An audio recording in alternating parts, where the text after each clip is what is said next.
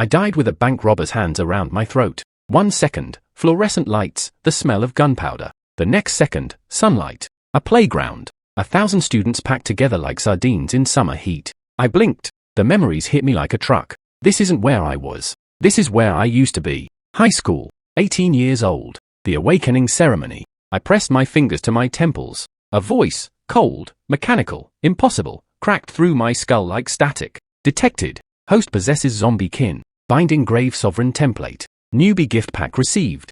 7-day God tier comprehension experience card. Remaining time. 167 hours, 59 minutes, and 50 seconds. The countdown had already started. I didn't have time to panic. On stage, the so-called genius senior Iron was showing off. Behind him floated a blazing phantom, a fire boy, that scorched a crater into the turf with soul fire. The crowd gasped. So strong. As expected of a Southreach Academy recommendation. I rubbed my eyes. Looked at the timer ticking in my head. 7 days. 7 days to become something. The awakening ceremony began. Top student, golden light, B rank ability. School beauty Sarah Vale, the girl every boy whispered about. S rank. Frost giant. The temperature in the entire venue dropped like a blade. Association executives stood up and applauded. I watched her. Cold figure on stage. In my last life I was a fool for her. Not this time. Senior class 17, Kael Voss. My turn. I placed my hand on the cold awakening stone. Waited for golden light. Purple mist. Something. There was only a faint grey glow. And at my feet, a tiny zombie. An antique court robe. 2 little fangs. The size of a house cat. The silence lasted about 1 second. Then the laughter started. D rank? He just drew a D rank? What kind of combat power is that? Is he gonna poke people with a toothpick? He'll be a circus clown. The official in charge shook his head. Although it's a rare summoning type, the intensity is far too low. Meat shield. Cannon fodder. I didn't react. Not because it didn't sting. Because the voice in my skull had just finished speaking. For great ancestors, Ingo, Vesh, Hanba, Zareth. Current status. Dormant. 7-day max level comprehension experience card. Active. The corner of my mouth curled up. D rank? Sure. Just wait. After the ceremony, Ren Thorne, my best friend, grabbed my shoulder. Red hair. Rich family. Mine owner's son. Don't be discouraged, man. D rank is still technically combat type. The look on his face said everything. He didn't believe a word he was saying. I watched the countdown in my head tick down. 167 hours. 166 hours. We barely made it out the school gate. 4 thugs blocked the road. The leader, Daxcolm, swung a baseball bat with one hand. Rhythmically. Like he'd done this before. Young Master Thorne. A word. Ren shoved me. Kael, go. Now. They dragged him into the alley. I sighed. In my last life, he got his leg crippled here. Died in depression 2 years later. I followed them in. Ren's finger glowed. Voidlock finger. A flashy name for an ability that lasted exactly 1 second before the bat snapped it. He screamed. The brick left my hand before I made a conscious decision. Bang! Straight into the back of a thug's skull. Daxcolm turned around smiling. Buy one, get one free? He was late-stage iron body. Faster than anything I'd ever faced. The bat moved so fast it left after images in the air. But the comprehension card was already working. The world shifted. Daxcolm's movements broke apart in my vision like code. Angle, force, weight, trajectory. Every variable visible. Every weakness lit up like a target. Analyzing Stormveil staff method. Incomplete. Analysis complete. Optimized to perfect level. Learned. Stormveil staff method. Advanced version. My body moved before I thought. I grabbed a rusty steel pipe from the corner. Daxcolm swung. I stepped inside it. Faster. More precise. 10 times more refined than his own technique. The bat flew out of his hands. He spun 3.5 times in midair. Landed in a pile of trash. The 3 remaining thugs stared. What are you staring at? Get him. 1 minute later, 4 bodies were scattered across the alley. I dropped the pipe. Helped Ren up. Bro. His mouth hung open. When did you learn that? Just now. You learned it watching him beat me. Yeah. He had no words. Neither did I. I was already thinking about what came next. 7 days. Maximum comprehension. 1 chance to become someone. And I had no intention of wasting a single second. I dropped Ren at the hospital. Walked straight to the largest martial arts hall in the city. The receptionist Pell looked at me like I was dirt. Iron body techniques, 5,000 a book. Non-refundable. I searched every pocket. A few hundred marks. Can I pay to read them? His disdain doubled. 5,000 an hour. You can read any basic technique in the hall. But let me be honest. Average people can't understand page 3 in a month. What are you going to learn in 1 hour? I paid the money. Walked into the reading room. Picked up the first book. Analyzing marrow forging art. Complete. Breathing method optimized. Efficiency increased. I was already reaching for the second book. 40 minutes. 58 books. I set the last one down and exhaled. A group of students in training uniforms had gathered around me, laughing. Look at this idiot flipping pages like he's fanning himself. The leader, Brack, mid-stage iron body, built like a wall, reached for my collar. You think you learned something? Prove it. His hand hadn't touched me. My body had already reacted. Iron root fist. Opening stance. The punch was simple, straight, fast as a camera flash. Brack's nose shattered. Blood everywhere. Get him. 3 students rushed in. Gale legs. I moved through that narrow reading room like smoke. Every kick landing on joints, pressure points, weak spots. 10 seconds. All 4 were down. Pell ran in at the sound of crashing furniture. Stared at the bodies. Stared at me. Is that iron root fist? And Gale legs? You actually just. I told you. I dusted off my clothes. I finished reading. And I walked out. But that was only the beginning. 5 days. Parks. Abandoned construction sites. Anywhere with space. I pushed the body to complete failure every single day. Maximum comprehension didn't just give me moves. It gave me total control. Every breath, every muscle fiber, every contraction calculated to the micron. Day 1, ordinary high school student. Day 5, late stage iron body. That's not normal. I knew that. I didn't care. Day 6. I found Ren at the hospital, still on crutches. Take me to the martial arts team. I want certification. He looked at me like I'd lost my mind. Bro, warrior certification takes 2 or 3 years minimum. The team coach, Master Garon, peak iron body, terrible temper, took one look at me.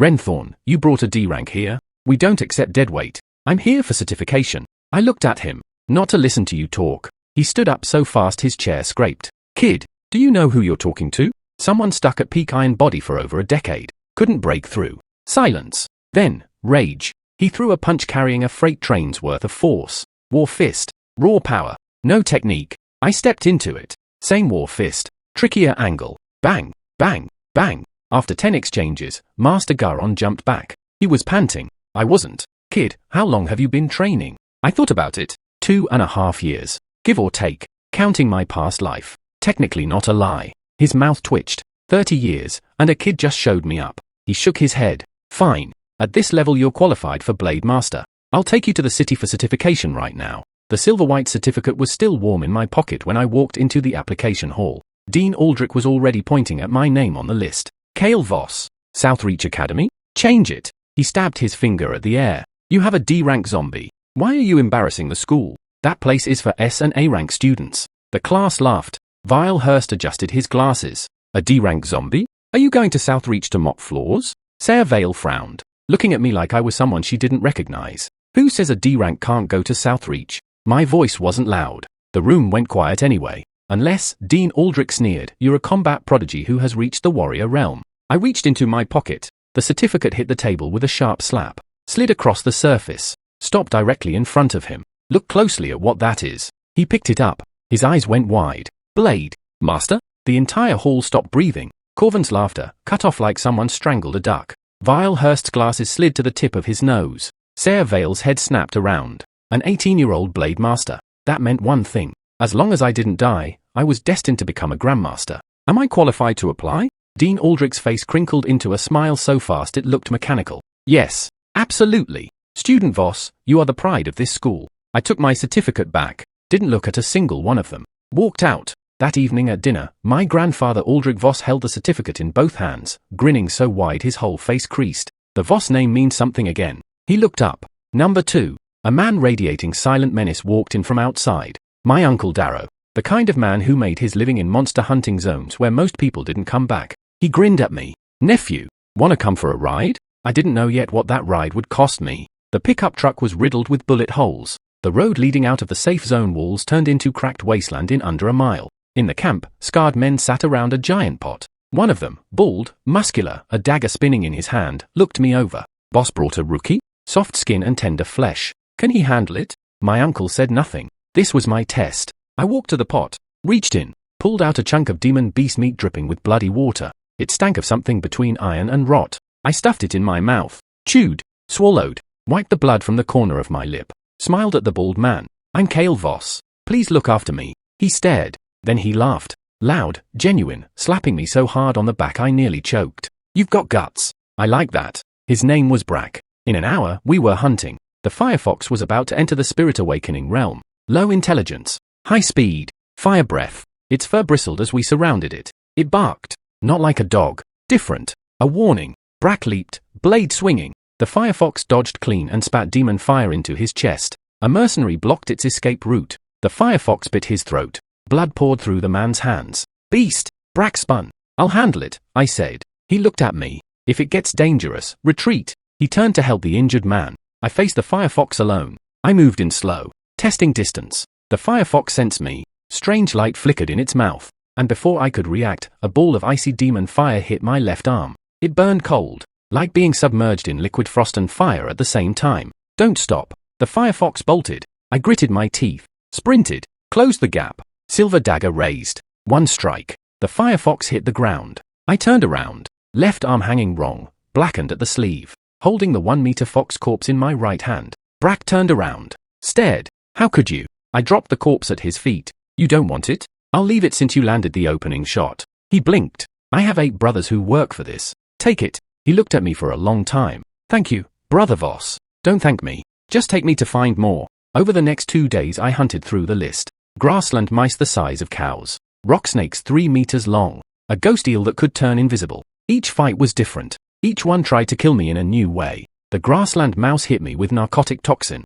Paralyzed me mid-fight. I stood frozen. A rock snake slithered out of the bushes. Saw me standing there like a statue. Its eyes lit up. Dinner. Oh no. The snake coiled up my legs, my chest, my shoulder. Opened its jaw over my head. Move. Move. One last option. I reached into my soul. Into the soul space. V. Wake up. The tiny zombie floated in the space, sprawled on the ground, dead asleep. Wake up. She blinked. Master? How long have I been awake? Since the moment you awakened you've been asleep until now. Oh, Master, why do you like playing with snakes? I'm about to be swallowed alive and my soul beast is making snake jokes. There is a snake eating my head. V finally processed this. Her eyes went wide. She pressed a tiny claw to my forehead. The toxin vanished. 600 pounds of suppressed fury exploded out of my body at once. The snake's bone shattered. Every single one. I kicked the dagger up off the ground. You want to eat me? Maybe in your next life. 3 cuts. 3-meter snake in pieces. I stood in the silence of the forest.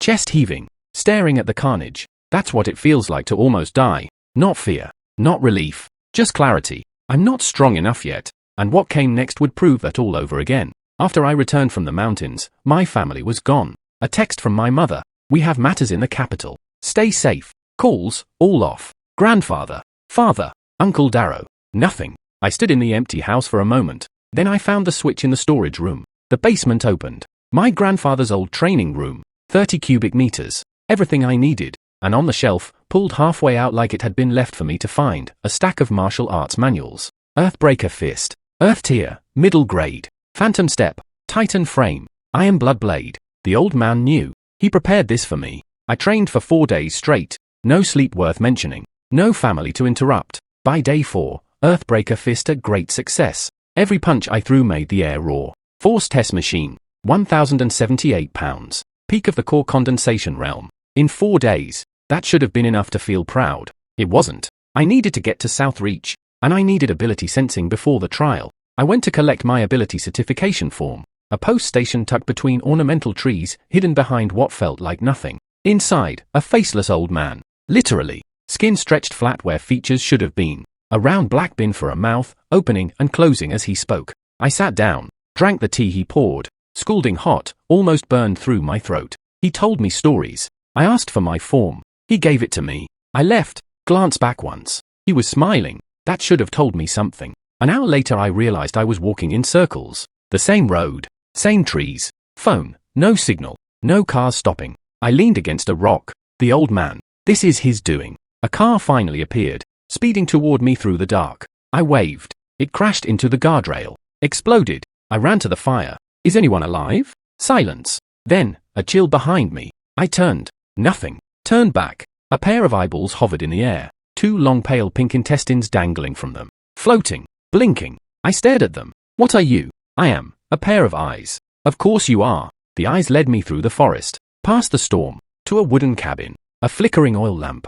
I walked in. Incense on the table. I lit it. And the smoke took me under. In the dream, a ranger couple murdered by poachers. The poachers, trapped in a storm, starving, eating the corpses. Then each other. The survivor, infected, dead. all for souls still here, waiting. Give me back my life. The ghosts rushed in. Limbless ranger couple, eyeless poacher, screaming for blood. It wasn't me who killed you. I stepped back, gripped the dagger. If you want your lives back, find the ones who actually did it. The ghosts froze, not expecting that. Now, drain them dry. The tiny zombie appeared, opened its small mouth, drew in a breath. The first ghost, inhaled whole. The second, gone. Third and fourth, gone before they could move. The wooden cabin collapsed. The world shattered like glass. I opened my eyes on the outskirts of the city. Dawn light. Real air. Signal on my phone. I ordered a car home. In my pocket, for small beads the little zombie had spat out. Somewhere behind me, the faceless old man at the post station stared at nothing.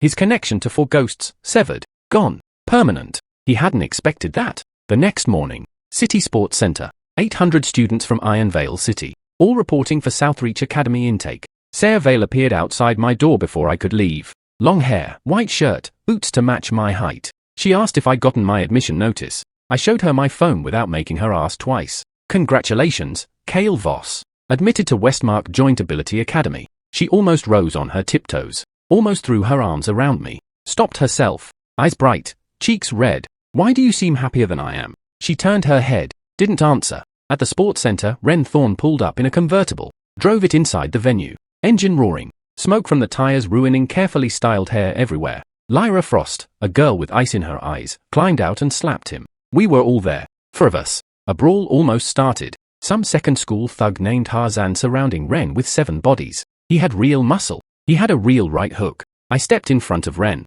blocked the first punch, let the second one land on my chest. Felt it. Didn't move. Ren, peak iron body, 450 pounds of force, caught Harzan on the jaw, sent him spinning like a broken kite. Before the fight could continue, Elder Sorn appeared, a man who looked unremarkable, short, elderly, gentle smile. Harzan threatened him. Old man, if you have the ability, kill me. Elder Sorn stopped smiling. What followed was not a fight. It was a lesson. He broke Harzan's martial arts foundation, permanently, with casual, deliberate strikes. While smiling, when a parent in the crowd complained, Elder Sorn summoned a 5-meter golden figure that began pounding the parent into the floor. The entire hall went quiet. Then Elder Sorn looked at me. I felt it before I saw it. A powerful gaze locking on. Ancient. Heavy. The kind of gaze that's looking at potential. The kind that wants to take it. I smiled back. Then I looked away. Don't draw his attention. Don't stick your head out. We collected our signature forms and left. I thought I'd gotten away clean. I was wrong. An hour later, walking home, that sensation came back. Heavier. Closer. I turned. Elder Sorn was directly in front of me. Young friend, your foundation seems quite good. May I borrow it for a moment of observation? His fist hit the stone steps beneath me as he finished speaking. I jumped. Barely. He reached out and I felt my body get pulled. Like gravity shifted. Straight toward him. Don't wait. Don't hesitate. I pulled the dagger and drove it into his chest. Elder Sorn looked down at the blade, then looked up at me. His shock transformed into delight. Not bad. Core condensation realm at your age. A talent worth watching. I was already running. I will definitely settle this when I'm strong enough. I shouted it over my shoulder. A speeding train cut across the road between us. I didn't look back. Made it home. Locked the door. Leaned against it. I nearly died at my own front door. By a random old man who thought I was interesting. Somewhere in the city, that same old man stood in the street, preparing to give chase. Then, a chill hit him. The kind that means something far worse than him is watching. Soul Tide Realm. He froze. Which senior have I offended?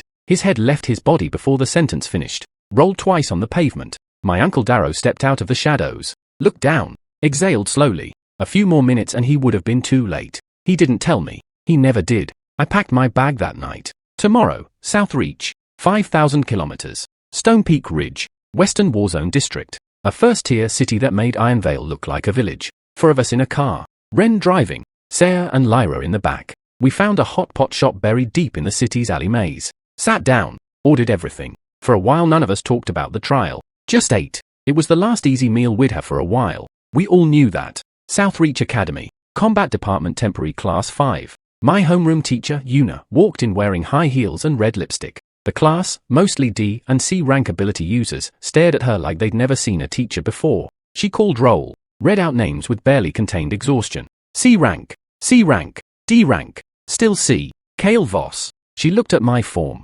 D rank. She sighed so deep it came from her soul. Then a woman named Marin appeared at the door. Charming, perfumed, connected to the school leadership. She looked at Yuna like she was a charity case. I prepared a spot for you in the ability classes. I didn't think you'd be this ungrateful. Yuna didn't flinch. Marin, let me tell you, I'm not that kind of person. I don't like being passed around by management. Dead silence. Then Marin left. An egg hit her in the back of the head in the hallway 30 seconds later. The male students from Class 5, D rank, C rank, Combat Department scraps, had gone ahead without being asked. Yuna walked back out, found the students waiting to escort her back to class. 3 female students holding nausea medicine they'd just gone and bought.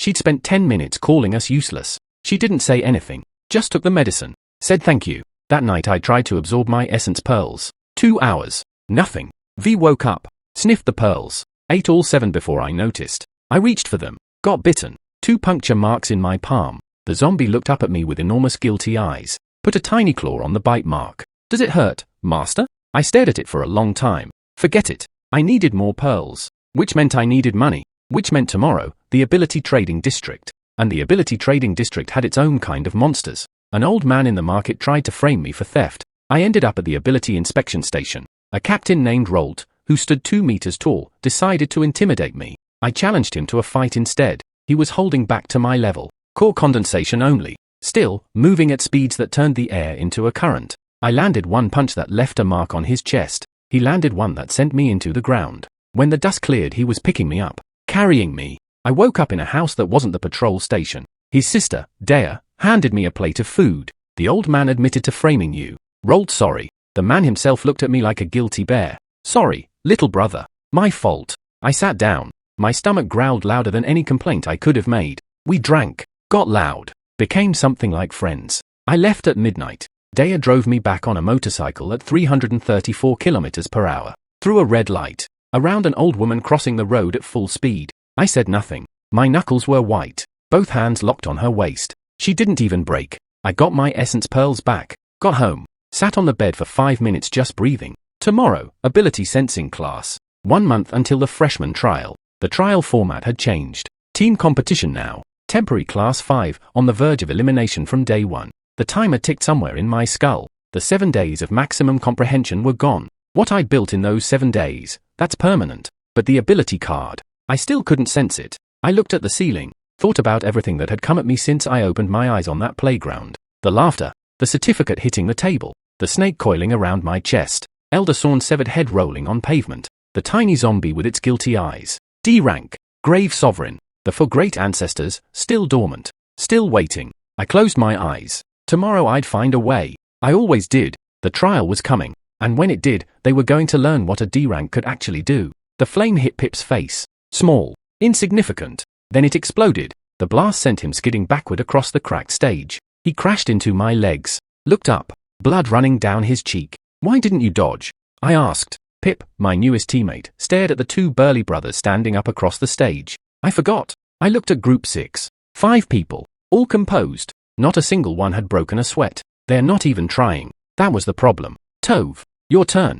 Tove, my chubby roommate with mismatched eyes, closed his book, adjusted his glasses, stood up with the energy of a man going to buy groceries. The audience started laughing immediately. Someone shouted from below. They sent the heavy one? Are they surrendering? Tove walked to the center of the stage, looked at the 2 burly brothers, looked at the flame user, looked at their captain, Garin Lund, smiled. I'll take all 4 of you. Silence. Then, more laughter. Louder this time. Garin Lund tilted his head. All 4? The girl can rest, Tove said, nodding politely at the female member of Group 6. No need to embarrass yourself. She bristled. Garin Lund raised his hand. Let him talk. The 2 burly brothers charged. Combined weight, over 400 pounds. Moving in sync. Tove didn't move his feet. His mismatched eyes, 1 brown, 1 silver, went completely still. The brothers stopped, mid-stride, like someone had cut their strings. They stood there, arms raised, frozen. The flame user fired 3 consecutive shots. Bigger this time, the size of basketballs. Tove turned his head slightly. The flames curved, went around him, landed behind him, scorched nothing. What? Garin Lund finally moved. He was fast, genuinely fast, closing the distance in under a second, palm strike aimed at Tove's sternum. Tove caught his wrist with 2 fingers. Redirected. Garin Lund stumbled forward, caught himself, turned around. For the first time, no smile. What ability is that? Tove picked up his book from the floor where he'd set it down. Reading. Reading? I find it calming before a fight. The audience had gone completely quiet. The two frozen brothers crashed to the ground simultaneously. Released, gasping like they'd been held underwater. The flame user fired again. Faster. Desperate. Tove stepped left. Step right. The flames chased him, bending mid-air like homing missiles. He walked them in a slow circle, then directed them straight back at their owner. The flame user dove off the stage to avoid his own attack. Eliminated. Garin Lund and Tove circled each other. 2 rotations. 3. Then Garin Lund stopped.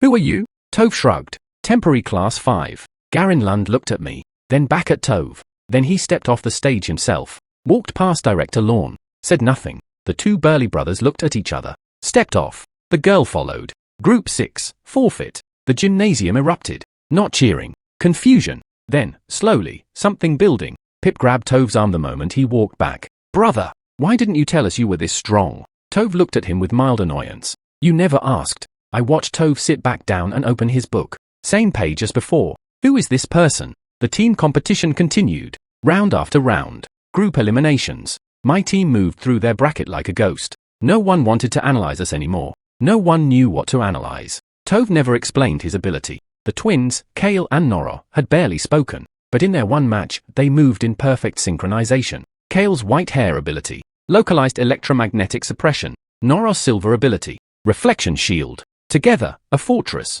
Pip, emboldened by Tove's performance, had stopped being scared, which made him slightly more dangerous and significantly more annoying. I watched each match carefully. Not my opponents. My teammates. They're better than they look. All of them. The question was whether it would be enough. Quarterfinals. Group 6 was gone. Ren had advanced. Paired with a combat type he'd never met before, the light ability creating distraction after distraction. Lyra's group had already secured semifinals. Her blade ability was something different now. Faster. More precise. Like the trial had sharpened her into something new. I caught her eye across the gymnasium. She gave me a small nod. You're still here. I nodded back. Barely. Semifinals. My group versus a team from Class 1. Their captain, Songbao. The same 150-centimeter wrecking ball who had destroyed Group 29 without breaking a sweat. Songbao looked at my group. Counted them. 5. No support users. He looked at me specifically. A long look. Then he looked away. Not interesting enough. I felt the dismissal like a blade.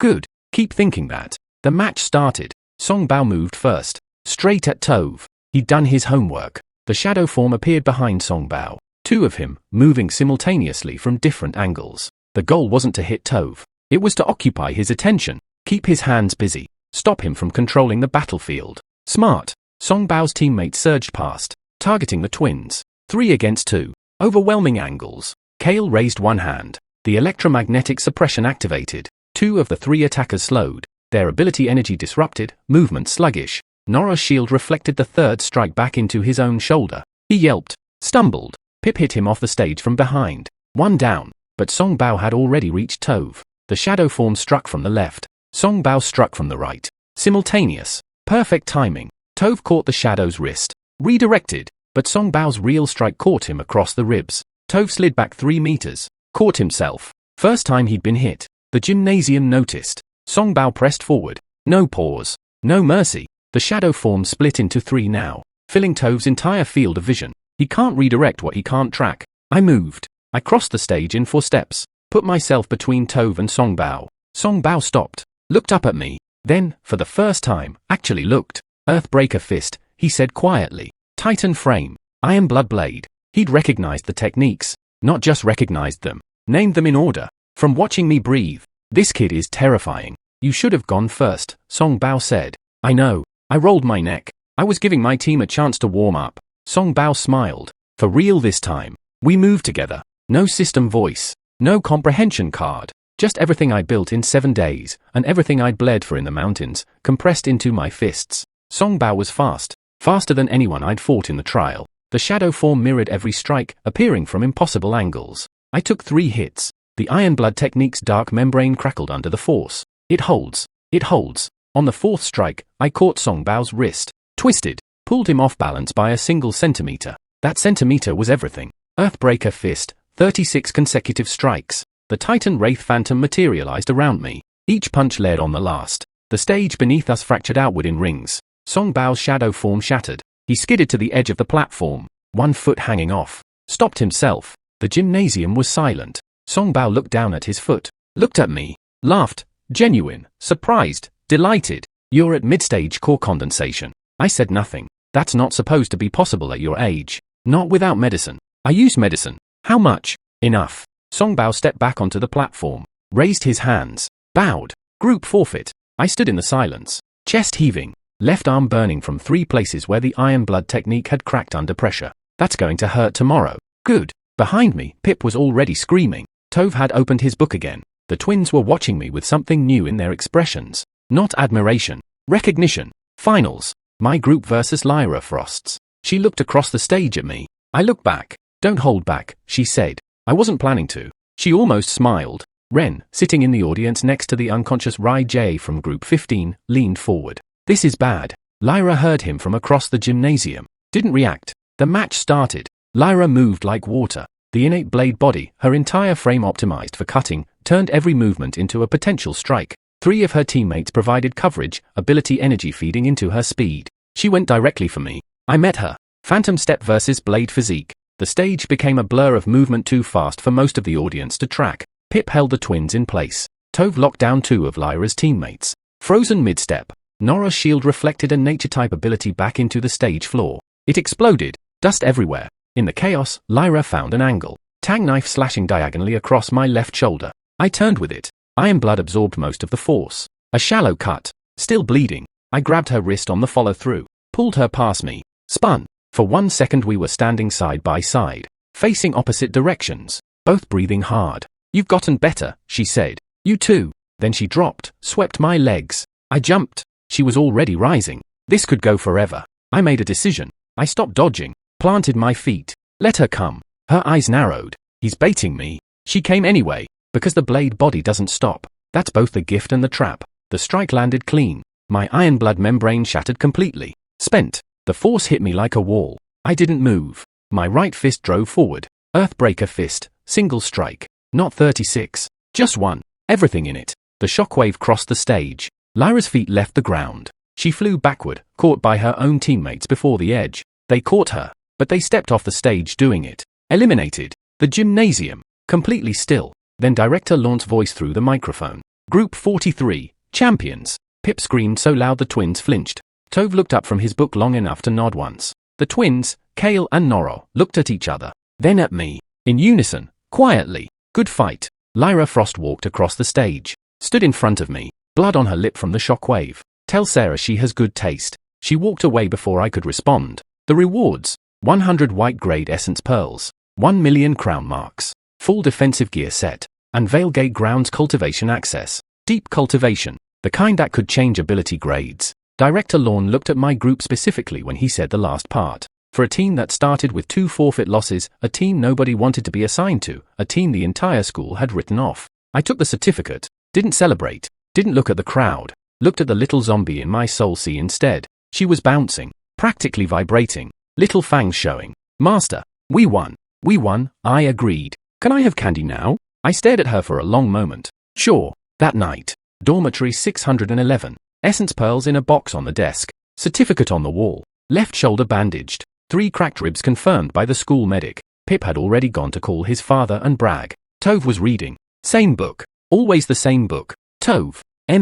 What's your ability? Long pause. Pages turning. Undetermined. I looked at him. That's not an answer. No. Tove agreed. It isn't. He kept reading. I lay back. Stared at the ceiling. For ancestral zombies still dormant. Ability sensing still blocked. Family still somewhere in the capital fighting for something I don't fully understand. South Reach secured. Veilgate Grounds access. Confirmed. And somewhere out there, in a place where demon beasts ruled the inner mountains and great demons walked in human form, something had watched us escape. The dragon man at the inner mountain fortress. 2 pairs of cold eyes in a crystal mirror. Not chasing. Waiting. V curled up on my chest. Closed her eyes. Tiny chest rising and falling. I put one hand over her. Felt the strange warmth of something that shouldn't exist in this world. D rank. Grave sovereign. For great ancestors, still sleeping. Not yet. But soon. I closed my eyes. The path of a true powerhouse was just beginning. And what came next, nobody was ready for. Evan Kai watched the empty space where I had been standing. Asked around. Gone. His teammates. Gone too. He left before celebrating. Before congratulations. Before anyone could see what was on his face. Evan Kai, who had fought me in the semifinals and seen more than anyone else had, stared at the floor for a moment. then quietly said to Songbao, "Tomorrow won't be easy." Songbao looked at him. "You're worried about the D-rank kid? I'm worried about all 5 of them." Songbao said nothing, which meant he agreed. That night, 3 different locations, same preparation. Pip in the simulation chamber, screaming at water monkeys until 3 a.m., learning to hate losing more than he hated pain. Kael and Noro in the combat room,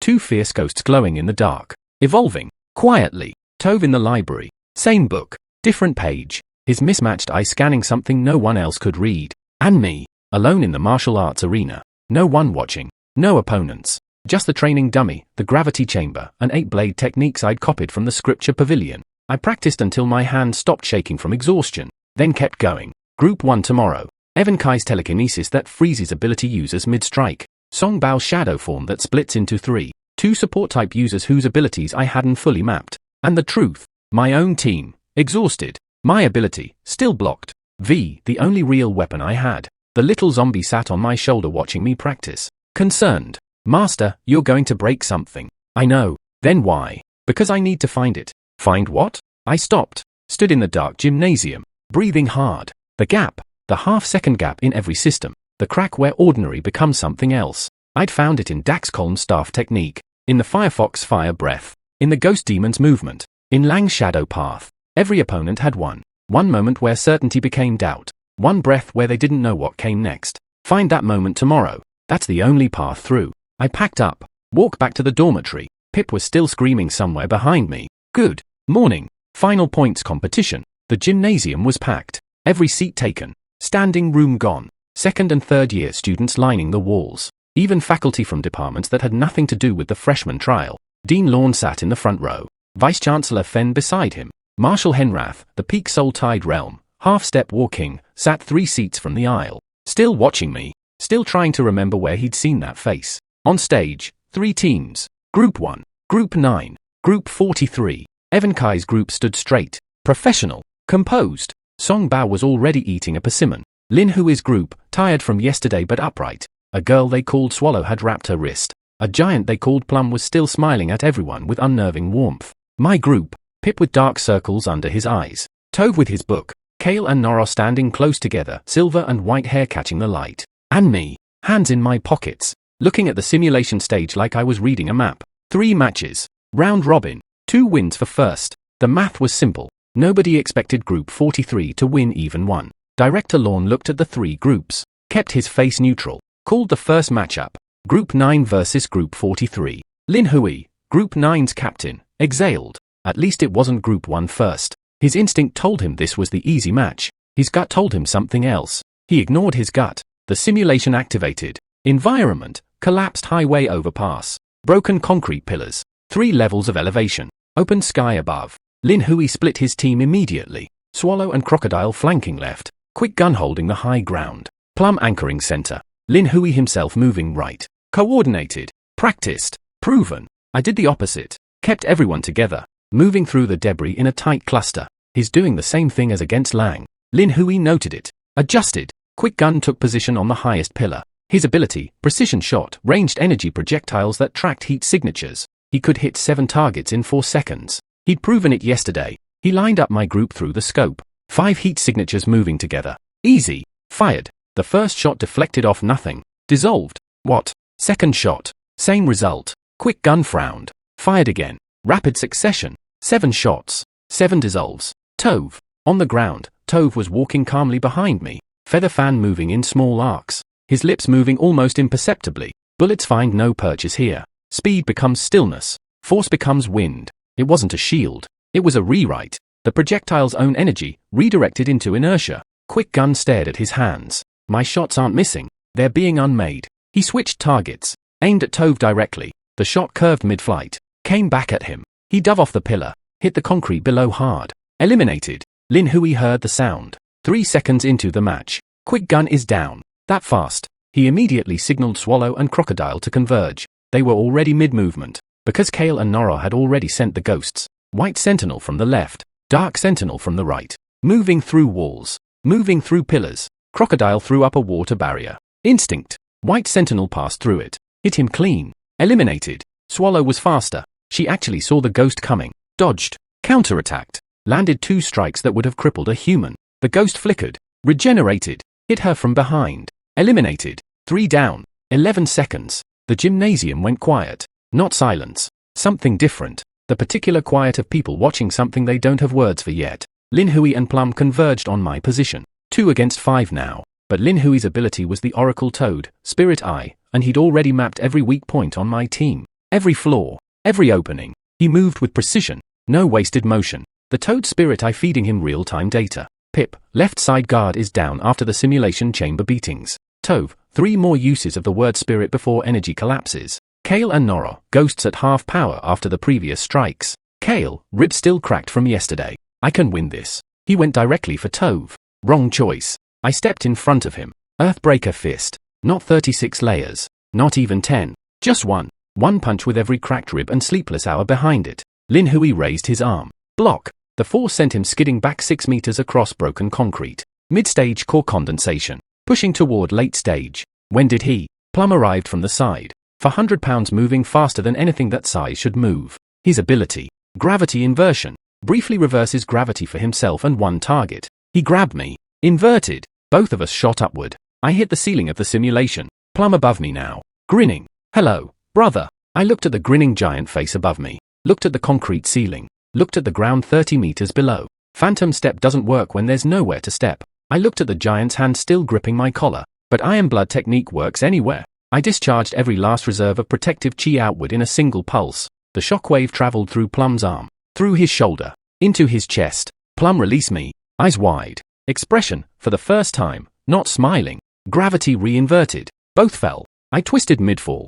Landed on a pillar. One hand. Caught myself. Plum landed wrong. Heard something crack. Eliminated. Lin Hui stood alone. Looked at me hanging from the pillar. Looked at his for teammates dimmed avatars on the display board. 52 seconds. Group 9. 5 people. Eliminated in 52 seconds. Lin Hui straightened. Bowed. Well fought. Stepped off the platform. The gymnasium erupted. In the leadership seats, Director Lorne was writing something. Stopped. Looked at me climbing down from the pillar. That ability fluctuation again, he said quietly. No one heard him. Marshal Henrath heard him. Said nothing. But his eyes tracked me all the way back to the rest area. Then the moment everyone had been waiting for arrived. Group 43 versus Group 1. The simulation environment shifted. Now a flooding river basin. Rising water. Moving current. Debris. Evan Kai looked at his for teammates. Songbao was still finishing his persimmon. Songbao. Don't underestimate them. I know. You said that last time about Group 9. I said I know. Songbao threw the persimmon core into a trash bin 6 meters away. Turned to face the simulation entrance. First rule of the shadow path. Never underestimate what you don't understand. I don't understand that team. Therefore, full effort from the start. The match began. Evan Kai's first move, freeze the battlefield. His telekinesis radiated outward. Every loose object in the simulation, frozen mid-motion. Rocks. Water droplets. Debris. A suspended gallery of stopped physics. Find the enemy. Isolate. Eliminate one at a time. Tove activated immediately. The frozen world remembers how to move. Stone follows stone. Water follows water. Evan Kai's telekinesis hit resistance. Like pushing against a wall that pushed back. What is? His frozen rocks began to slowly rotate. Redirect. The suspended water droplets drifted sideways. He's rewriting my ability in real time. Songbao was already moving. He'd seen enough. He charged directly at Tove. 3 shadow forms materialized behind him. For Songbao's approaching from 4 angles simultaneously. Eliminate the word spirit user. Everything else falls apart. Tove looked at the 4 incoming figures. Closed his book. Adjusted his glasses. I was born to face 4. For walls make a room. A room has a door. Go through the door. One of the 4 Songbao stumbled. Caught itself. Stumbled again. Which one is real? Songbao felt his own feet betraying him. His rhythm. Broken. The shadow form required perfect timing. The timing was wrong. Just slightly. Just enough. He stopped. All 4 versions of him stopped simultaneously. He's inside my rhythm. How? I hit him from the side. Not a killing blow. Not meant to be. Meant to break the focus. Songbao redirected. Caught my wrist. Twisted. Counter. We locked. Both of us, genuinely locked. Neither moving. The gymnasium watched 2 people stand completely still in the middle of a simulation battle. Holding each other's wrists. Reading each other. 10 seconds. 15. You're better than I thought, Songbao said. Same, I said. Songbao's shadows dissolved. He released the wrist. Stepped back. Took a different stance. No more games. The shadow form reappeared. Not 3 this time. 1. Just him. his real form and his shadow form perfectly synchronized, moving as one entity with two bodies. This was what Songbao looked like when he stopped holding back. The gymnasium noticed. Even the people who'd been watching Group 1 versus Group 9 yesterday leaned forward. I felt it. The pressure doubled. The rhythm was no longer breakable. Songbao had internalized it so deeply that Tove's word spirit found no purchase. Can't disrupt what lives in the bones. I release my blood energy. Iron blood technique rising. Titan frame engaging. Every muscle fiber synchronized to maximum output. I stopped trying to read Songbao. Started trusting my body. One force breaks all methods. Earthbreaker fist. 36 layers. Building from the ground up. Each layer compounding the last. Songbao saw it coming. Chose to meet it. The collision was audible from the back row. A single sharp crack, like a tree split by lightning. Both of us, sent backward. Both caught ourselves. Both standing. Songbao looked at his forearm. A faint tremor in the bone. Not broken. Close. I looked at my knuckles. Blood. Almost. From the side, Evenkai had been watching the entire exchange. Mapping every movement. His telekinesis had been building charge. Waiting for the moment I was fully committed to Songbao. Now. Evenkai released it. A concentrated telekinetic lance aimed at my center mass. It hit. I flew. Hit a concrete pillar. Cracked it. Slid down. Pip shouted my name from across the simulation field. I sat against the pillar. Left arm hanging wrong. Possibly dislocated. Ribs, definitely new damage. I looked up. Songbao was walking toward me. Evenkai behind Songbao. Two support users flanking both sides. Kael and Nora's ghosts had been dispersed by Evenkai's telekinesis during the exchange. Tove's energy, depleted. Pip was fighting the two support users and losing. 1 minute and 40 seconds. Group 43, functionally finished. I stayed on the ground. Made no move to get up. Songbao stopped 2 meters away. Looked down at me. Can you continue? I looked at my left arm. Looked at Songbao. Looked past Songbao at Evenkai. I could stop here. Third place is already more than anyone expected. Third place is already history for temporary class 5. But, I looked at Yuna in the stands. Standing alone. Holding the class flag. Still, third place means she leaves Southreach. The rules don't distinguish between third and last. Bottom 3 class instructors rotate out. Third is still the bottom. I got up. The left arm hung wrong. I didn't use it. One good arm. One blade. One zombie with enough absorbed energy to try something new. V. Master, can you push your barrier outward instead of inward? Not absorbing. Projecting. A long pause. I don't know. I've never tried. But, I think, maybe, try. V closed her eyes. I felt something shift. Not inside. Outside. A thin membrane, barely perceptible, extending outward from my skin. Not solid. Not a shield. Something older than that. Something that belonged to a different kind of power.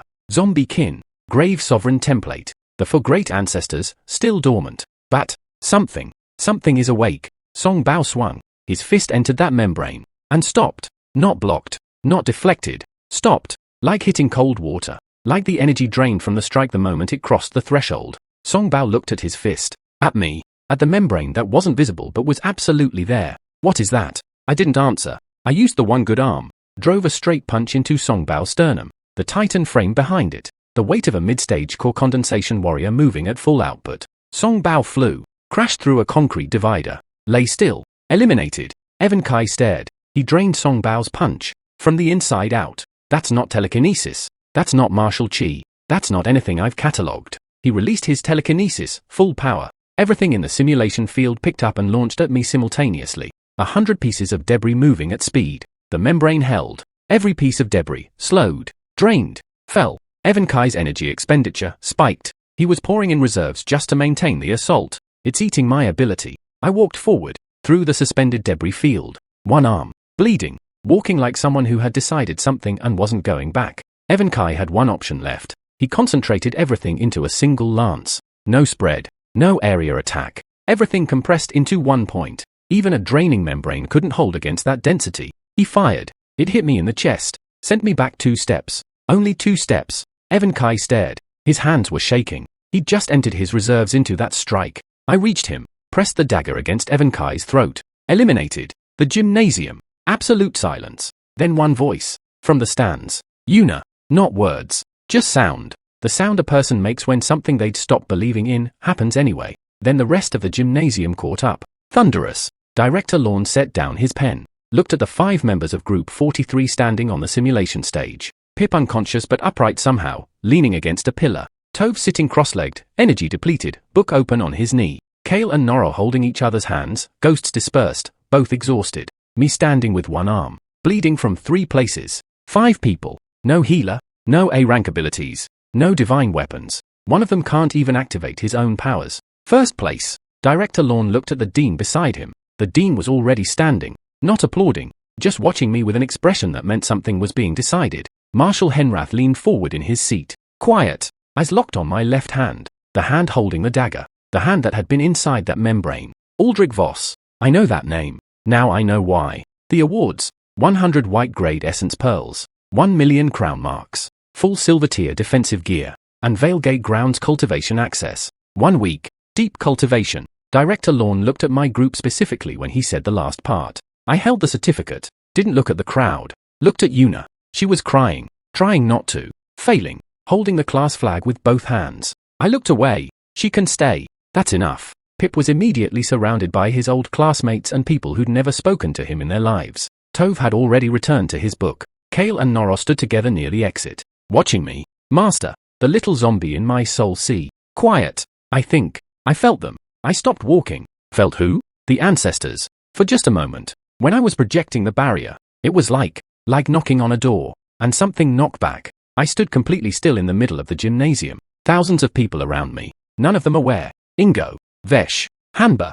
Zareth. Still dormant. Still grayed out on the panel. But something knocked back. I looked at my right hand. The one that had been inside the membrane. Still faintly warm. Not from blood. From something older. I closed my fist. Not yet. But soon. In the capital, my family was fighting for something I still didn't fully understand. My grandfather standing before a place he grew up. My father making a decision with clenched fists. My uncle Darrow dialing a number. At Southreach, a senior named Shira Hain was looking for the author of a poem that wasn't Wren's. Marshal Henrath was pulling old records from before the war. Director Lorne was writing my name on a list that hadn't been shared with anyone yet. In the inner mountains, the Dragon Man sat in his crystal chair. Watched my match through an unknown medium. Turned to the human ape beside him. There he is. The human ape looked at the image. At the one-armed boy standing in the gymnasium. Holding a certificate. Looking at nothing anyone else could see. He's still so small. Yes. The Dragon Man smiled. They always are. At first. Outside the gymnasium, night was falling over Stone Peak Ridge.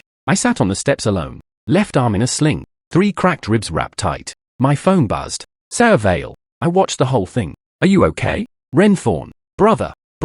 Call me. Unknown. Congratulations. Be careful of your injuries. And 1 unknown number. No name. No introduction. Just 4 characters. Come find me. Signed, AV. I stared at the initials. AV. Aldrich Voss. Grandfather. I looked up at the sky. Stone Peak Ridge. So far from Iron Vale City. So far from the playground where I'd opened my eyes again. D rank. Grave Sovereign. Temporary Class 5. The team nobody wanted. I thought about the voice that had spoken on the day of my awakening. Newbie gift pack received. 7-day max level comprehension experience card. Remaining time. 167 hours, 59 minutes, and 50 seconds. The card was long gone. The 7 days, spent. What I'd built in those 7 days. What I'd bled for in the mountains. What I'd fought for in every room and field and cave and simulation. That's permanent. I put the phone in my pocket. Stood up. Winced. Kept standing. For great ancestors still sleeping. 1 ability barrier still standing. 1 family still fighting in the capital.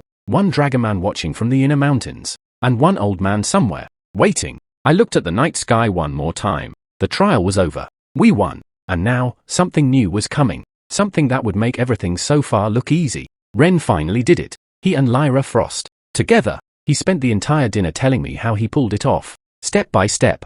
Like I needed a manual. Brother, you should learn from me. He wiped beer off his face and said it with a straight face. I almost choked. He said only I was worthy of Sarah. Said it seriously. Like a declaration. I patted his shoulder. Good brother. I didn't tell him. Didn't tell him I'd already. I couldn't even imagine his face. The restaurant was packed. A young waitress came over. High school student. Part-time. She looked exhausted before she even opened her mouth. The manager appeared behind her. You're so slow. He said it loud. In front of everyone. She lowered her head. Held it in. Ren caught my look. Ordered every signature dish in one breath. I slipped the girl 1,000 marks. Quietly. She kept thanking me. If it's hard here, just leave. We left before the food arrived. Called the girls to switch restaurants. They said fine. No questions. 4 of us. Hot pot. Loud. Familiar. The last easy meal for a while. We all felt it. Nobody said it. Sarah's hair kept falling into her face. I reached over without thinking, pulled out a hair tie, gathered it up,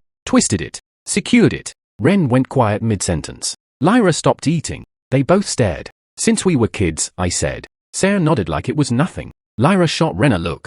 Her eye said everything. Is your boyfriend broken? He put down his chopsticks and spent the next 10 minutes awkwardly holding Lyra's hair while she ate. Sarah laughed so hard she nearly spilled her drink. Then, on the way out, we saw the manager again. Different hallway. Same man. A girl named Leni. His hand moving toward her. Your mother is sick, as long as you. Sarah and Lyra moved first. Covered her eyes. Covered her ears. Ren and I moved next. The manager woke up with 2 black eyes. Please, don't, I have money. He was just an ordinary man. We knocked him out. Took the 3,000 marks he owed her. Handed it over.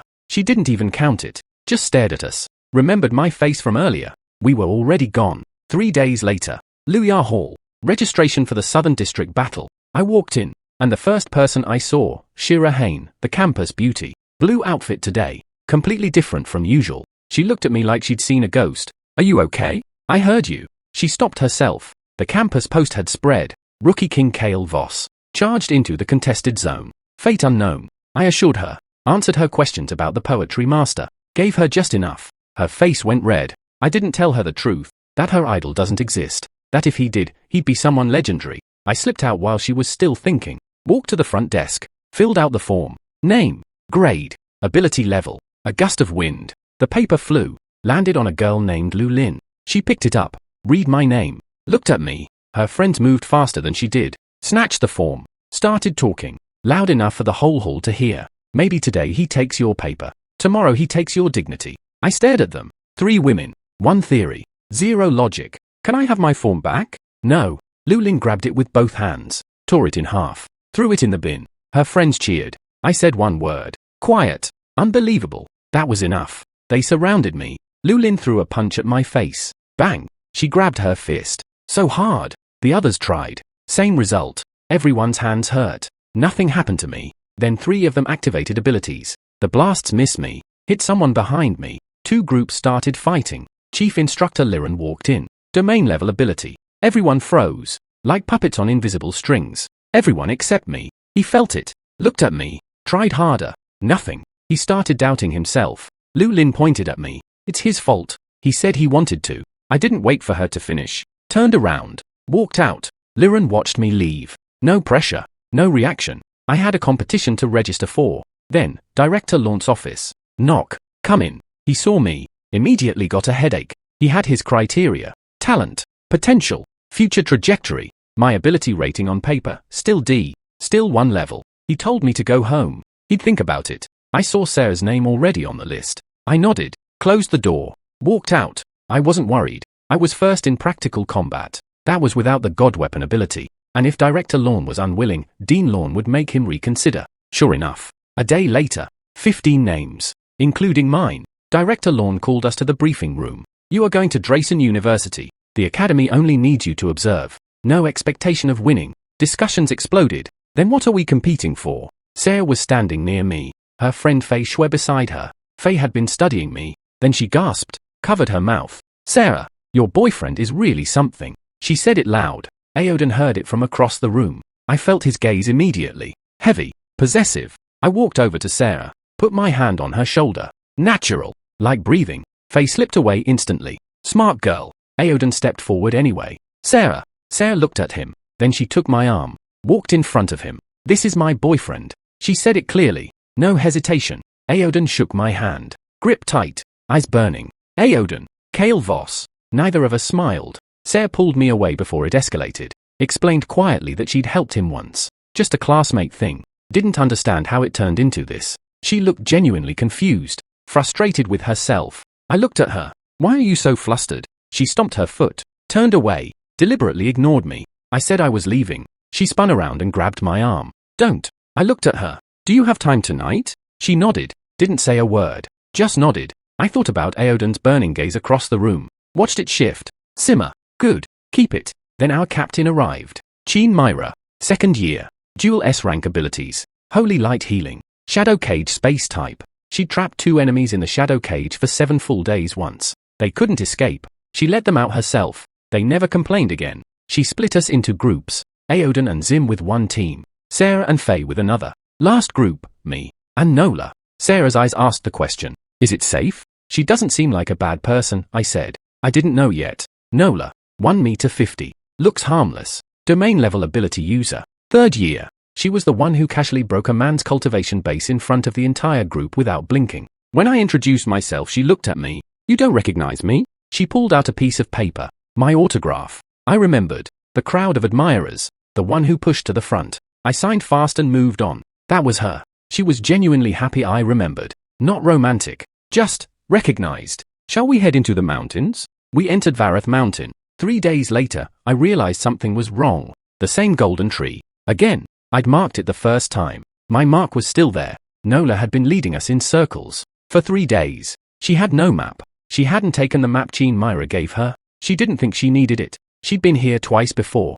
Senior sister, do you have any sense of direction at all? She said nothing. Looked east. Looked west. I remember it being this way. I gave up arguing. We spent 3 more days eliminating wrong paths. One by one. My method. Her feet. Finally, she got frustrated. Unleashed her surge on everything around her. Air blasts crashing into rocks. Trees. The stone tablet at the base. The wooden sign at the bottom flew off. For characters on the back. Fortunate encounter. Flash of white light. I woke up in darkness. What followed would be something I couldn't have prepared for. Even in my past life. Fire stick. I reached for it. Lit it. Looked down. I was lying on Nola. She was already awake. Rubbing her back. That hurts. Quick, help me take a look. She turned her back to me without hesitation.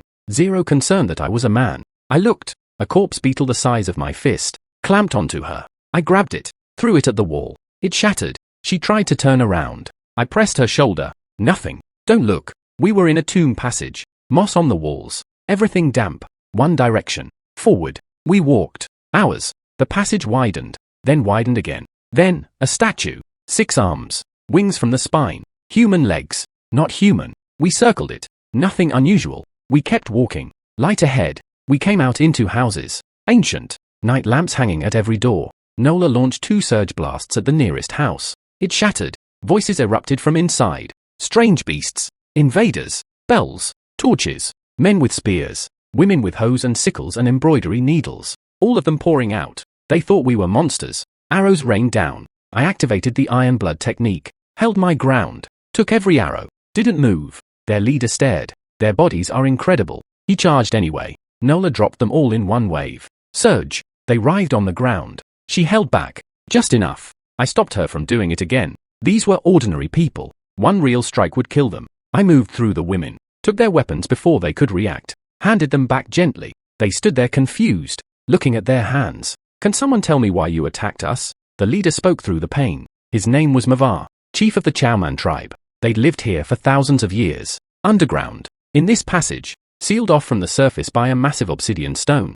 Blocked further by mutated beasts. We ate their food. Or tried to. Nola put an entire charred caterpillar in her mouth without blinking. I watched the caterpillar's juices drip down her chin. I chose the wine. Looked at the dark liquid with floating organs inside. Chose nothing. We offered to clear the mutated beasts. In exchange, lead us to the surface. Manhwa agreed before we finished the sentence. The mutated beasts had hollow eyes. Hard limbs. Pain immune. They didn't dodge. They just charged. Nola's surge energy crossbow tore them apart. Wave after wave. I cleaned up the rest. Earthbreaker fist. 10 minutes. Clear. The obsidian remained. 8,000 pounds. 20 meters wide. 10 meters tall. Hardest material in existence. It hadn't grown here. Someone placed it. Someone with strength far beyond the rift realm. We led Manhwa and his people to the surface. First time in years they'd felt open air. His clansmen cried. We said our goodbyes. Walked deeper into the mountain. Something felt different. The vegetation. The air. The silence.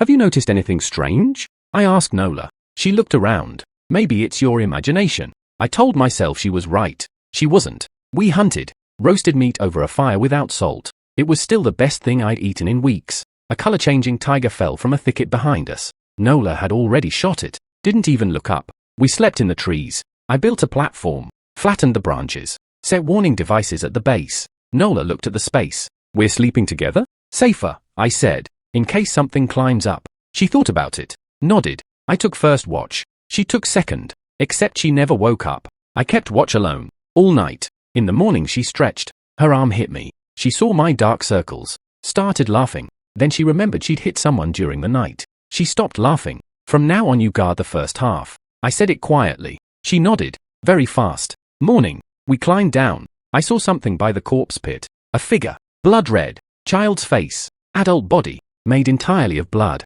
I couldn't see it properly. Nola could. The Bloodwalker. Vanished 3,000 years ago. The key for ability users to awaken a clone. An extra life. 2 hearts. Double cultivation speed. Nola's eyes lit up. She told me to stay. Said she was going to handle something. Back soon. I thought she needed the bathroom. She crept toward it. 5 meters. 4. 3. Stepped on a twig. Crack. The Bloodwalker turned. They locked eyes. She charged. It bolted. She couldn't catch it. Too fast. She ran a wall of surge around it. It bounced off. She slammed into a rock. Kept going. Then, it saw me. Sitting there resting. Completely unaware. It ran straight at me. Dove into my chest like a kitten finding its mother. I collapsed. Nola stood over me. Breathing hard. Watching my face alternate between red and blue. The Bloodwalker was inside me. Being absorbed. Automatically. She picked up my small knife. Aimed it at my heart. A new heart was growing in my atrium. That's where the Bloodwalker went. If she cut it out now, she'd have it.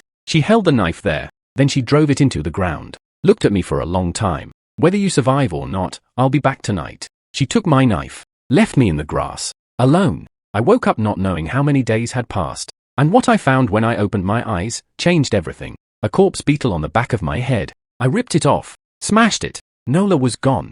A voice. Hoarse. Like someone recovering from something deep. Master. She was standing in front of me. Not the small cat-sized zombie from the ceremony anymore. The stature of a young woman. Same childlike eyes. Months. She'd been asleep for months. Since the 9-tailed fox snapped her neck. I tried everything to wake her. Nothing worked. Until now. Master. I've been awake for a while. I'm so hungry. I stared at her. Zombies get hungry? Her stomach growled. I caught a wild pheasant. Roasted it. Handed it over. She snatched it and devoured it. While she ate she explained. A mysterious power had jolted her awake. She didn't know what it was. I did. The Bloodwalker. Something it did while I was unconscious. I tested the Hanba. Still summonable. Still lethal. V explained something I hadn't known. The Hanba didn't have an invincible body. That was the Ingo clan. The Hanba commanded fire. The only zombie clan with elemental ability. And there was one more thing. A skill the Hanba hadn't used yet. Curse. It hadn't had enough energy before. I thought about what that meant.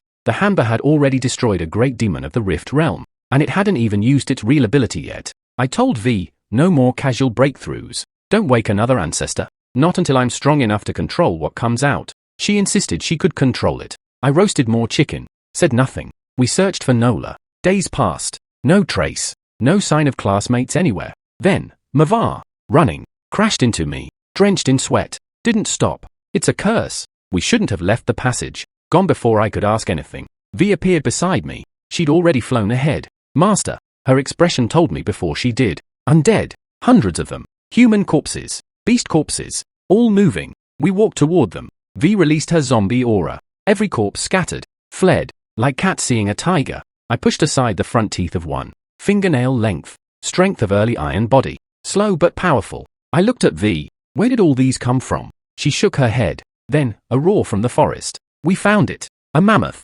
Dozens of meters tall. 3,000 pounds. Crushing trees under its own weight. Writhing in agony. A figure at its chest. Messy hair. Pale face. Fangs 30 centimeters long. I recognized him. Aoden. He turned. Sensed me. Roared. He was already at feral grade. Still using his abilities. A 15-meter giant spirit materialized behind him. Sword raised. Earthbreaker fist. Rift realm. Fully mastered. The manifestation of the mountain breaker appeared behind me. We met in the middle. I fought Aoden like he was already gone. Because he was. I showed no mercy. V grabbed his temples from behind. He threw her.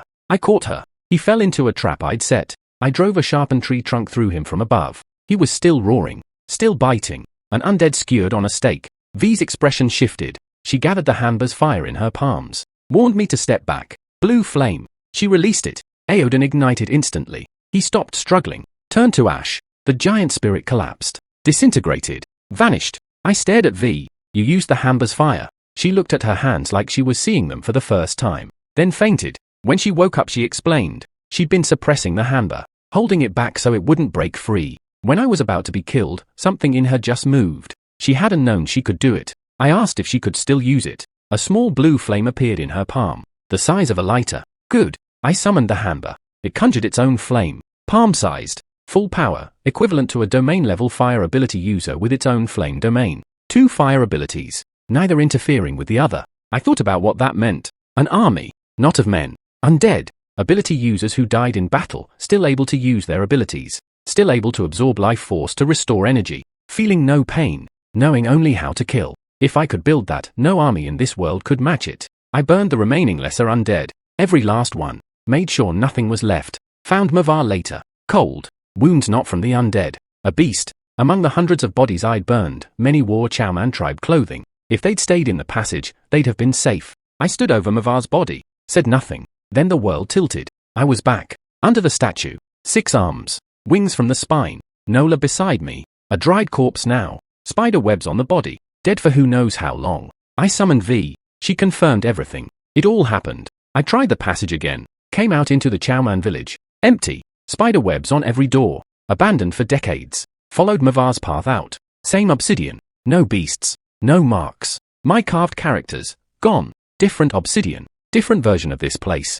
I walked the small path beside it. Came out of Vath Mountain. Dense forest was gone. Barren wasteland. Desert. No plants. No animals. No sound. I stood there for a long time. This isn't right. Vath Mountain is 1/10 of the entire realm. The most resource-rich territory in the nation. It should sustain itself for thousands of years. It looked like it had been dead for decades. Days of walking. Nothing alive. Then, a figure in the distance. I ran to it. Patted its shoulder. Already a dried corpse. Master. V's voice was urgent. I sense our kind nearby. The ground trembled. Corpse hand shot up from the soil. Grabbed my heels. Hundreds of undead erupted from the earth. V summoned the Hamba. The undead froze. All of them. Instantly. Like they recognized it. The Hamba killed the ones holding V. Blue flame cleared the rest. When I broke free, the Hamba looked east. Sensed something stronger. 3 figures appeared in the distance. Moving through the dust. Massive. Same pressure as the Hamba. Deathless bone sentinels. 3 of them. They said nothing. Just attacked. V and I were sent flying hundreds of meters. The female sentinel came down on me again. I couldn't block it. The Hamba fought the third. Recognized something familiar in its technique. A deceased companion. Fell behind. One by one, we were captured. The male sentinel looked down at the Hamba. Cold. Too weak. You are not him. I opened my eyes in a bunker. Cold blue flames. 3 massive sentinels kneeling. A man on a throne. Fingers visible in the dim light. Human. He looked at me. Surprised. You should not be here. Anger in his voice. But beneath it, concern. Who brought this person here? Who allowed this? He said 2 words. Go back. Dizzy. Disoriented. A few seconds. And I was standing at the entrance to Vath Mountain. Stone tablet. 3 characters carved deep. Kael Voss. Sarah's voice. She was right in front of me. Faye beside her. Her eyes were wet. I thought you. The trial ended. I couldn't find you. I went back in. She couldn't finish. Tears ran down her face. She wasn't trying to stop them anymore. I pulled her close. I'm okay. I'm here. I learned what had happened while I was gone. Strange beasts declared war over territory. Complete chaos throughout the mountain. The school cancelled the trial. Aoden, lost. Most of the group of 25 didn't make it back. Barely 10 survived. Of those 10, ability levels regressed. Progress destroyed. I came back completely unaffected. And quietly stronger. I didn't understand why. Bureau Vale sealed the passage before I could go back. Told us to leave. Professionals only. I had no choice. But I know what I saw. And I know what the Corpse King said. You should not be here. Not, you are not allowed.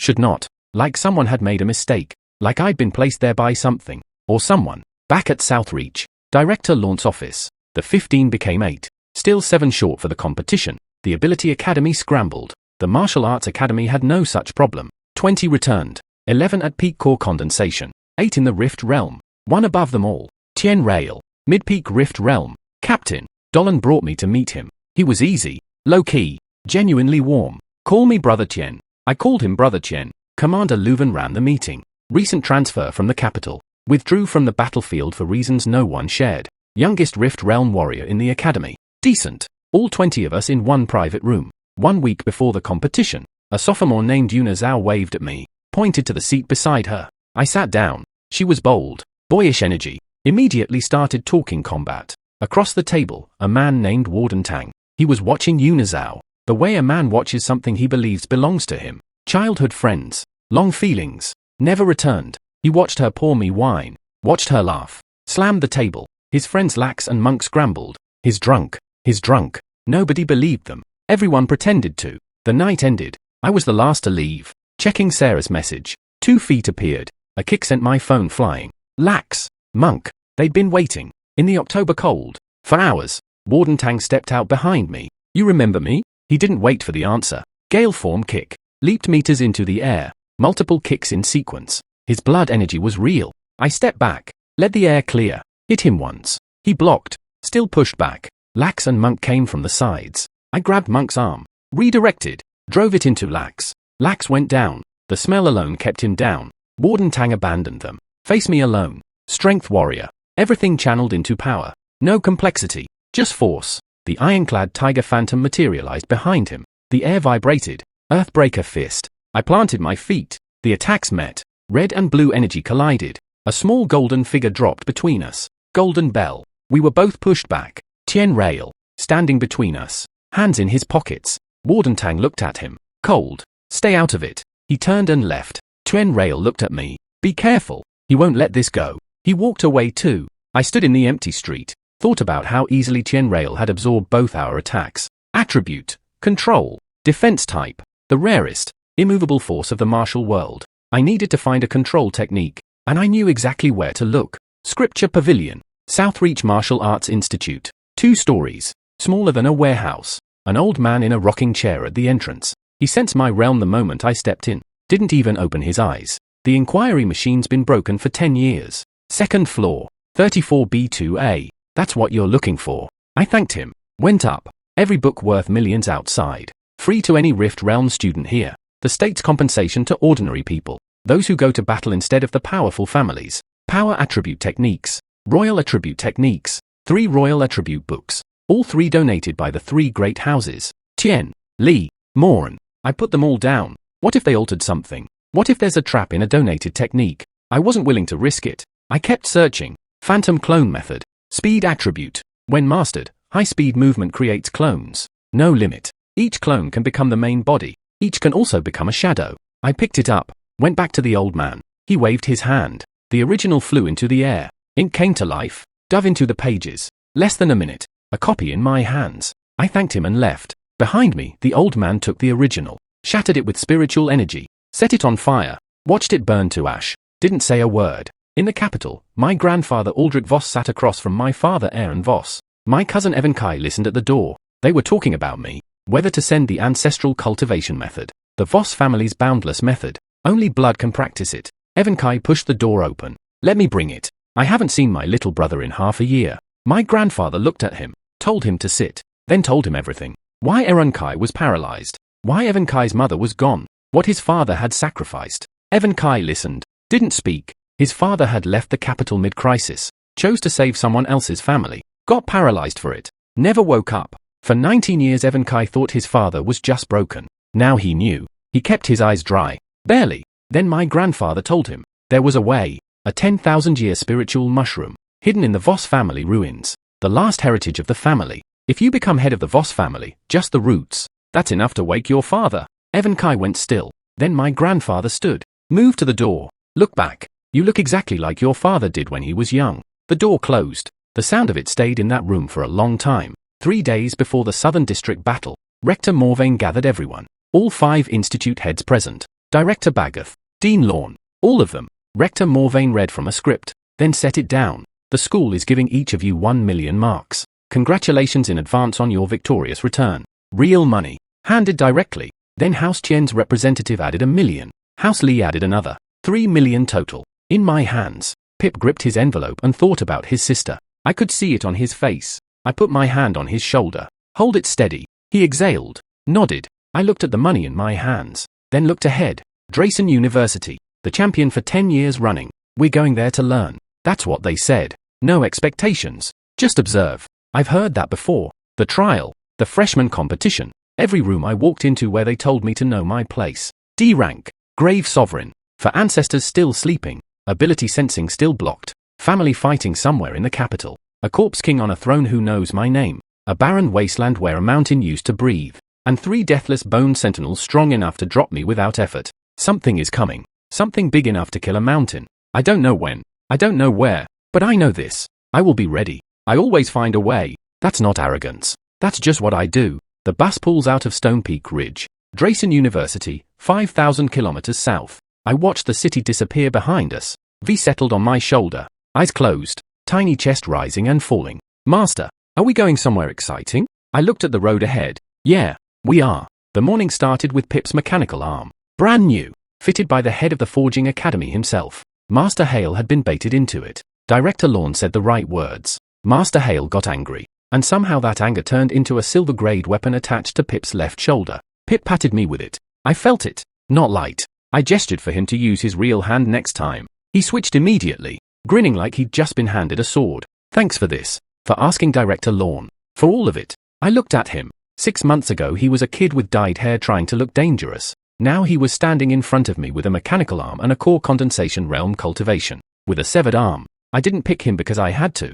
I picked him because I saw something. Turns out I was right. Then I heard a familiar voice. Kael Voss? Ren Thorne. Red hair. Same face. We hadn't been in the same building in months. Different academies. Different schedules. Different worlds. Who's this? He looked at Pip. Yellow hair. Mechanical arm. Big energy. They shook hands. Became brothers in 30 seconds. I stood there watching two idiots bond over hair color and bad decisions. Good. We were leaving Stone Peak Ridge the next morning. Deep south. Drayson University. But first, something needed to be handled. Feishuer. Sarah's closest friend. Chaotic energy. She'd been carrying something for a while. That night over drinks it came out. Li Shan. Second year. House Lee side branch. Used her like a tool. Hotel with other women. Called her when he needed her for family events. Disappeared when she needed him. The table went quiet. Ren was the first to speak. Pip followed. Both of them furious in that straightforward way men get when something is genuinely wrong. I caught Sarah's eye. Nodded toward the door. She took the girls. I took the boys. Ren said, I know where he is. Of course he did. Turns out Li Shan once got Ren's favorite technician to quit. Technician number 18. Ren still hadn't recovered. Pip and I stared at him. You're doing this for a technician? Don't insult number 18. We went anyway. Gold Leaf Club. Private room. Li Shan lying face down on a table in shorts. Waiting for a masseuse. He thought we were the masseurs. Stayed still. We tied him to the table with a belt. He thought it was a new service.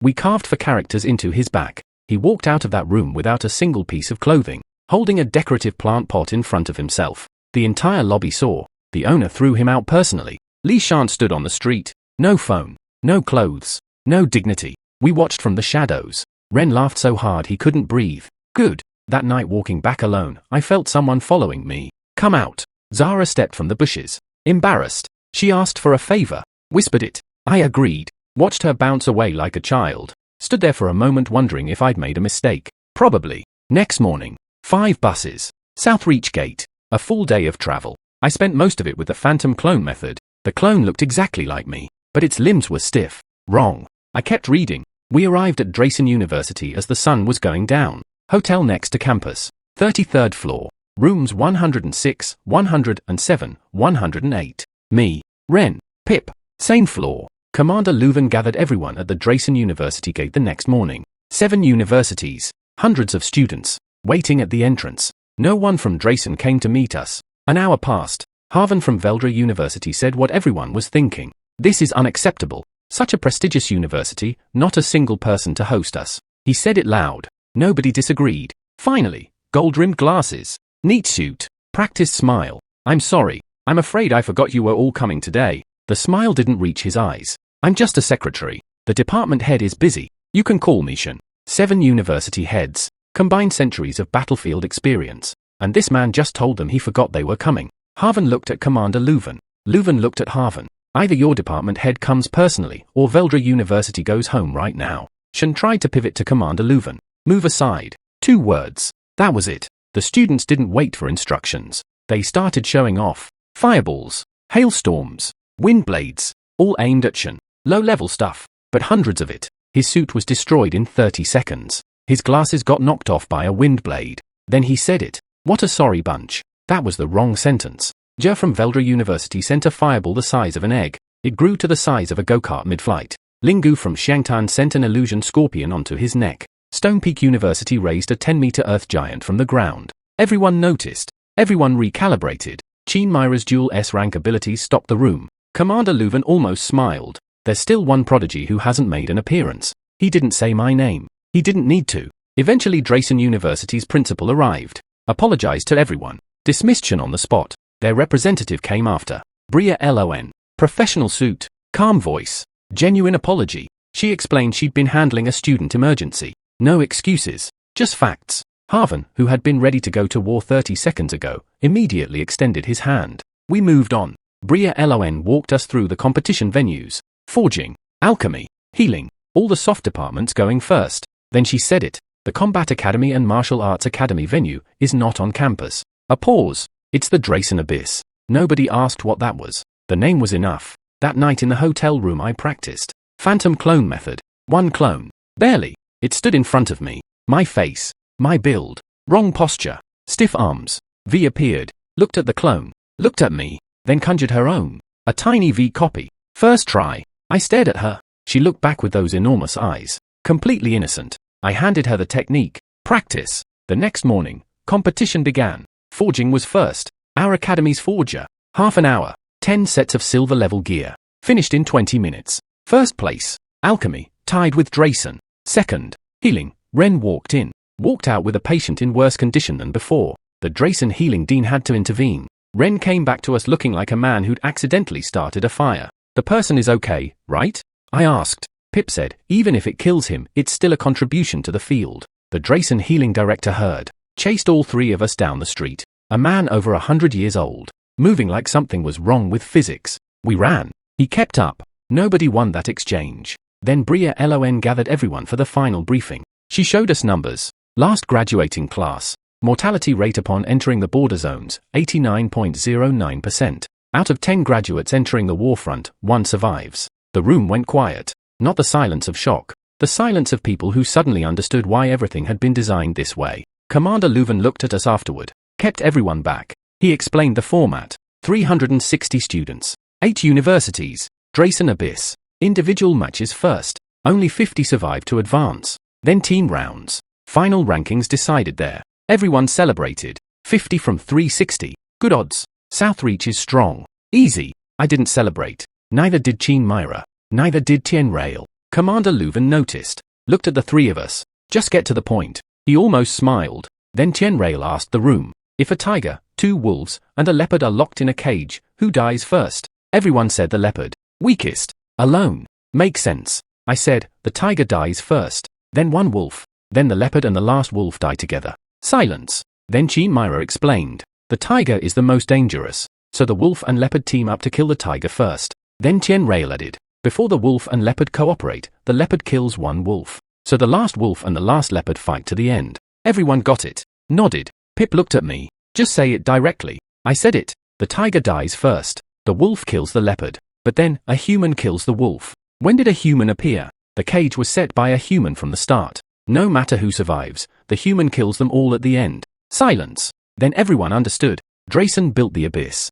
Drayson trained in the Abyss for years. Drayson knew every terrain shift. Every trick. Every trap. And we were walking in blind. Commander Leuven told us not to say that out loud. Then told us to form groups of 5. 2 martial artists. 3 ability users. Attack when advancing. Defend when retreating. My group. Sarah Vale. Fei Shui. Pip. Lyra Frost. Chin Myra approved without hesitation. She knew what those 5 S-rank abilities next to a Rift Realm martial artist meant. We went to sleep. I barely slept. The Abyss started at dawn. 8 universities. 8 entry points. 1 flag. 1 summit. The moment we entered, the season shifted. Spring. Open field. Warm air. Too comfortable. I didn't trust it. Stay here until conditions change. Then reassess. The 4 nodded. No objections. 3 days in the spring field. Quiet. Pip and Faye finding excuses to stand closer to each other. Sarah and me not needing excuses. Lyra kicking stones alone. Then, Lyra stopped. Someone's watching us. I already felt it. 2 gazes. Assessing. Careful. Across the forest. 2 figures. Drayson University. Their captain, Yang Dax. 5-star high-level ability user. He brought 1 person to scout. Left 8 behind. Smart. We locked onto them before they could assess us. They felt it. They retreated. Didn't engage. Good. They were intelligent. Intelligent enemies take longer to defeat. The first weapon drop came 3 days later. Purple smoke. 2 locations. Both near us. Go. We ran. First chest, red cherry spear. Long weapon. I looked at Pip. He spun it once. I've done staff techniques. Close enough. Second chest, silver tiger head blade. I tossed it to Lyra. She caught it without looking up. Yang Dax's team reached the empty first chest. Saw us already moving. They chased. 10 versus 5. He had the numbers. He had the math. He said it calmly. Outlined our weaknesses. S-rank users burn out fast. His team has sustained A rank. Longer fight favors him. Logical. Correct. I looked at Sarah. She nodded. I looked at Faye. She nodded. I looked at Pip. He already had the spear raised. Lyra already had the blade out. Attack. Yang Dax didn't expect us to charge. V appeared. 2 clones. Blocking the others. The hammer materialized. Yang Dax stopped breathing for 1 second. Just one. But I saw it. The deathly aura. The fangs. The miasma. He'd never seen anything like it. None of them had. What is that? Then, the ground shook. Sarah exhaled. The spring warmth vanished. Replaced by something cold and absolute. A figure in white and gold armor descended. Silver spear. Eyes like a conqueror. Face S-rank divine weapon. Yang Dax's 10 people had 3 seconds. 5 were eliminated before they could move. The remaining 5 ran. The hammer caught one. Lyra and Pip cut off Yang Dax. Elimination. In the lounge, 6 university heads looked at Commander Leuven. He said nothing.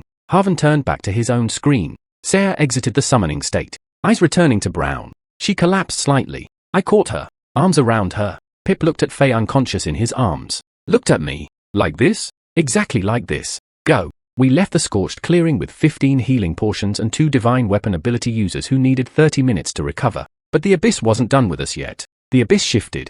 Second poison circle. Area shrinking. Groups converging. We found Yunazao first. She fell from above. Landed in front of us. Pip recognized her. Behind her, Mina from Kiyun University. 6 people. And G-Rail from Shu University. 5 people. Blocking us from 2 sides. Mina, bare feet. Exotic. Terrifying ability with insects. G-Rail, mid-stage rift realm. Silver broadsword weighing thousands of pounds. Used it like paper. Yunazao looked at her junior students. You go first. Find Tian-Rail. I'll catch up. They hesitated. She got angry. They ran. Mina sent 3 high-level users after them. G-Rail let it happen. The 2 weren't fully allied yet. Both waiting for the right moment to turn on each other. Yunazao activated the Meridian Break technique. Disrupted 2 Kiyun ability users before they could fire. Their spiritual energy scattered. Their abilities collapsed. Then she ran. The Kiyun pursuers cornered the 5 Southreach juniors in a dense forest. Rift Realm martial artist. Flame goo user. Tracking goo user. The 5 disappeared. Invisible. The tracking goo found them anyway. 5 seconds. They forced them out. The Rift Realm warrior started destroying their cover. The fire goo user saw something. A face. Rotting skin. Maggots moving underneath. He stumbled backward. The warrior punched it. 4,500 kilograms of force. The face didn't move. Smiled at him instead. Signaled him to keep hitting. 3 people. 3 directions. Running. The hammer picked them off one by one. We stepped out of the forest. Collected the fallen essence pearls. Tossed one to V. She caught it. Ate it. The hammer looked satisfied. Then Yunazao fell in front of us. Out of nowhere. Senior Yuna. She looked up. Before anyone could speak, pink ladybugs. Lyra's blade split them before they reached us. Kicked Pip out of the way. Mina appeared. 6 from Kiyun. Simultaneously throwing hundreds of bright red insect goo. They exploded. 10-meter pits. Shattered trees. My G held. The ground around me cracked but I didn't move. Mina looked at me with genuine curiosity. Which university are you from? Sarah was standing right next to me. I pushed Pip forward. I saw that insect come from your hand. He pointed the red cherry spear directly at her. Mina tried charm. Pip didn't notice. He charged. Lyra was already moving. The Kiyun Rift Realm warrior stepped forward. 3 seconds. Pip's spear technique combined with Lyra's blade. The warrior's chi shield shattered. The entire Kiyun formation collapsed before Mina could call for help. She was eliminated before she finished her sentence. G-Rail stepped forward alone.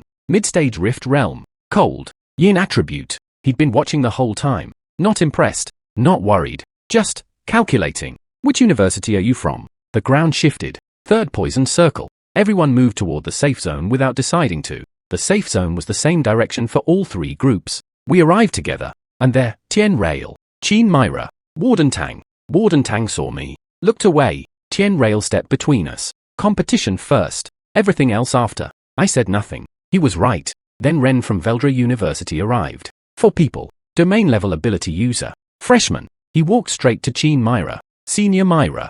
12 from Southreach and Veldra combined. G-Rail pulled his 5 back. Did the math. Mina was already gone. The final circle. Safe zone.